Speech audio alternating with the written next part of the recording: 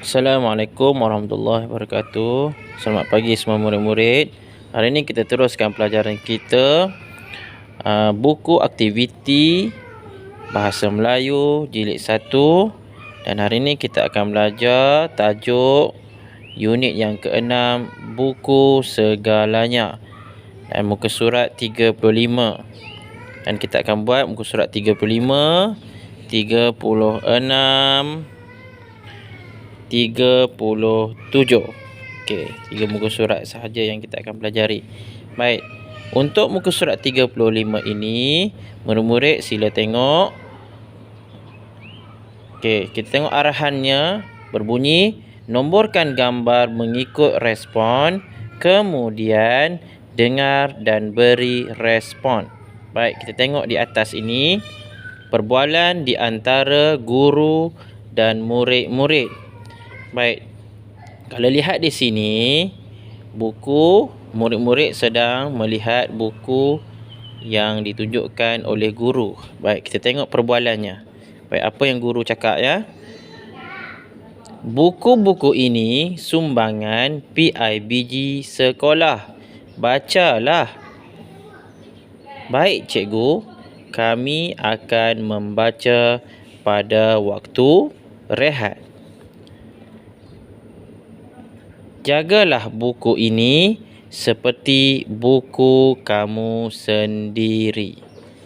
Baik, cuba lihat di bawah ini. Ini adalah di antara gambar yang menunjukkan kita tidak boleh merosakkan buku seperti yang ditunjukkan. Baik, gambar yang pertama, ikut saya baca ya. Yang pertama, tidak boleh menconteng buku. Yang kedua, tidak boleh meletakkan buku di kawasan yang basah. Okey, tengok gambar ni. Murid ini meletakkan bukunya di atas meja yang mempunyai gelas ataupun cawan yang mempunyai air, dan air tertumpah di atas meja ini. Jadi dikhawatiri air ni akan terkena pada buku ini dan buku ini boleh rosak.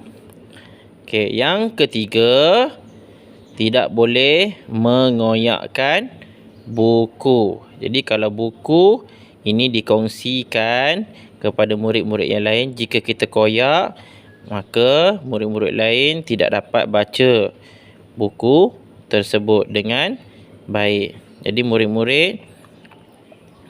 jika murid-murid ada buku di rumah, buku cerita ke, buku aktiviti, buku teks, jagalah buku masing-masing dengan baik supaya boleh digunakan dalam jangka masa yang lama. Okey. Tu untuk muka surat 35. Baik, kita tengok muka surat 36. Okey, muka surat 36, aktiviti yang kedua, baca dan fahami petikan. Kemudian tulis yang menunjukkan kepentingan membaca. Baik, saya akan bacakan petikan ini dan murid-murid selepas ini sila baca untuk pemahaman masing-masing. Sila ibu bapa, adik-beradik yang berada di rumah boleh bantu murid-murid untuk membaca dengan lebih baik dan lancar. Baik. Rina dan rakan-rakannya suka membaca di perpustakaan. Dengan membaca, mereka dapat mengisi masa lapang dengan berfaedah. Aktiviti membaca merapatkan hubungan Rina dengan rakan-rakannya. Mereka sering berbincang tentang bahan bacaan masing-masing. Rina dan rakan-rakannya mendapat pengetahuan baharu daripada perbincangan tersebut. Mereka menjadi lebih bijak dengan adanya pengetahuan baru. Baik. Di bawah ini, murid-murid perlu menulis kepentingan membaca. Baik, yang pertama seperti mana yang tercatat dalam petikan di atas, iaitu nombor 1, dengan membaca mereka dapat mengisi masa lapang dengan berfaedah. Baik, ni dalam perenggan yang pertama, mengisi masa lapang dengan berfaedah. Baik, yang kedua, kita tengok perenggan yang kedua. Okey, apakah kepentingan membaca juga? Dengan membaca, murid-murid tulis di sini, dengan membaca. Okey, kita tengok dekat sini. Merapatkan hubungan dengan rakan-rakan. Okey, jadi bila kita baca, kita dapat merapatkan hubungan dengan rakan-rakan yang lain. Yang ketiga, dengan membaca, okey, mendapat pengetahuan baharu daripada perbincangan tersebut. Kerana bila membaca, ada perbincangan, kita dapat pengetahuan yang baru. Boleh tulis yang nombor 3. Okey. Baik, itu adalah muka surat 36. Baik, muka surat 37. Susun semula frasa untuk membina ayat berdasarkan gambar. Baik, tengok gambar di sini. Okey. Tengok apa yang dilakukan. Watak dalam gambar ini menceriakan pondok bacaan mereka, penduduk Taman Muhibah. Mana susun, mana yang dahulu kita nak letak. Okey, sebagai tips untuk murid-murid, kita mulakan apa-apa sahaja ayat mesti dimulai dengan perkataan yang mempunyai huruf besar.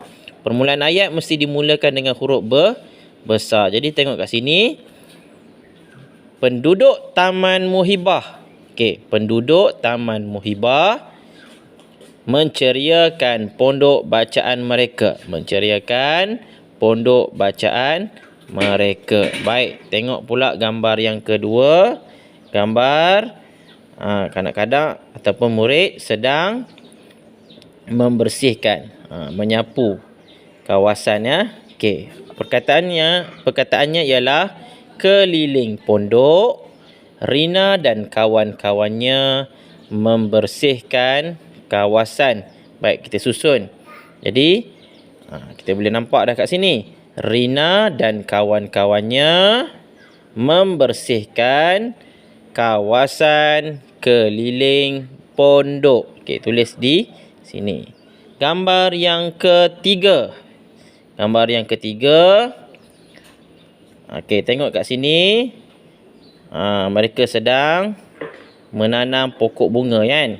Okey, perkataannya ataupun ayat yang perlu disusun, menanam pokok bunga di tepi pondok beberapa orang penduduk. Jadi, kita susun beberapa orang penduduk menanam pokok bunga di tepi pondok. Okey, tulis di sini.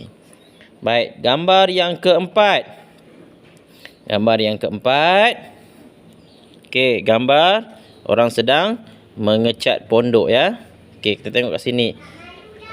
Dan Pak Cik Lokman, Ayah Halim mengecat pondok itu. Jadi, kita mula kat sini, ya. Huruf besar ayah, kan. Ayah Halim dan Pak Cik Lokman mengecat pondok itu. Okey, tulis di sini, ya. Baik, gambar yang terakhir. Gambar yang terakhir. Okey, tengok gambar pondok yang telah selesai, yang telah cantik. Okey, perkataannya ataupun ayatnya, Taman Muhibah dan ceria, kelihatan cantik pondok bacaan. Baik, kita tulis kat sini. Pondok bacaan Taman Muhibah kelihatan cantik dan ceria. Tulis di sini ya.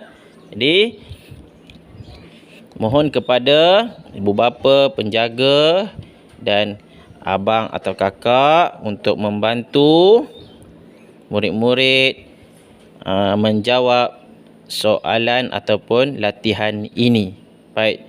Jadi murid-murid, saya harap murid-murid dapat jawab dengan baik. Sekian, terima kasih.